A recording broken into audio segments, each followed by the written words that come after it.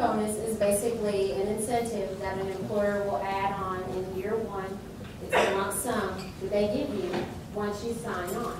And several companies have their signing bonuses in different tiers. So they might tell you, if you sign on and commit at the end of 30 days, you'll get this for a sign-on bonus. If it goes to 45 days, you'll get this. It's an incentive that companies use. It might be used for somebody who is relocating, so maybe they give you an additional bonus on top of your salary. Okay. A lot of companies have that already built into the year one salary that they're going to pay their new recruits.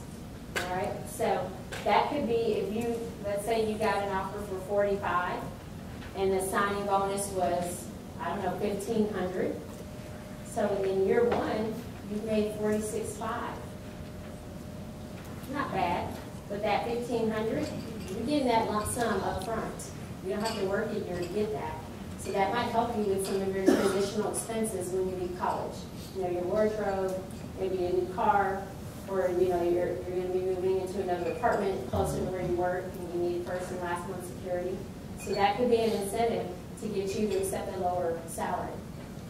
When we think about salary and everything, my mind automatically didn't go into what I was paid. It goes into what I was offered.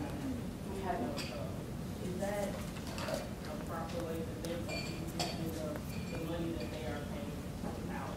When you say what you'll keep, Yeah, like after tax. okay, that's for you to figure out because everyone's tax situation is different. That's why you have to, going back to what I said about that budget that you create, you kind of have to do some estimates. So, and what I like to do is different offer scenarios. So if I'm going to accept a job at $45,000 and I'm going to estimate my tax bracket is here and I'll be paying this, my net pay will probably be this, my expenses per month will be this, my savings will be this. Uh-oh, that's not enough.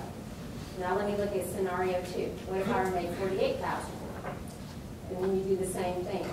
So again, when you have all that information, it makes it so much easier when you're having those conversations because you have some sound research. You've done some research and you're not just pulling numbers out of the sky.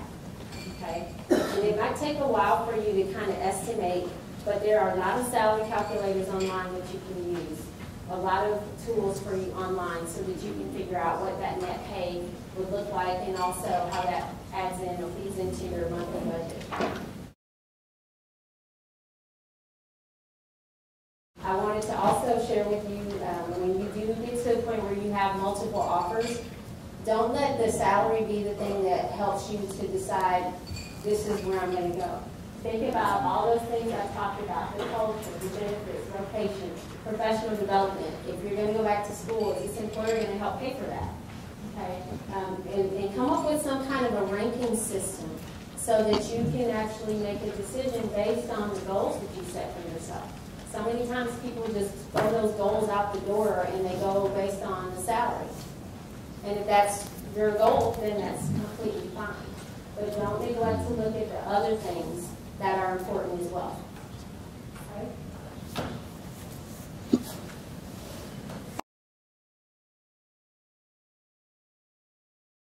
Okay, I know I don't have enough time. I'm sorry, Susan. I'm just going to wrap up. What I wanted to just ask before I wrap up is, does anyone have any questions or any comments that they'd like to make? The next few slides, we're just going to talk about, show you an example of an acceptance letter, offer letter. Those are all things that your career services folks can help you with. So when you are expected to write an acceptance letter or a rejection letter, make sure you get some help from people that know how to do that before you send something in to an employer. Try not to do things through email, okay? And again, if you're going to do it yourself, just make sure somebody else proofreads it.